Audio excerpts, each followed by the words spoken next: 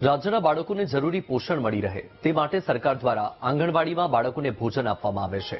જરૂરી પોષણ સાથેના ભોજનથી બાળકોને પોષણયુક્ત આહાર મળે છે. જો કે સુરેન્દ્રનગરના ગોલીડામાં મધ્યાહન ભોજનનું સંચાલક બાળકોના પોષણને બદલે ખિસ્સામાં ભરવામાં વધુ રસ દાખવતો જોવા મળ્યો.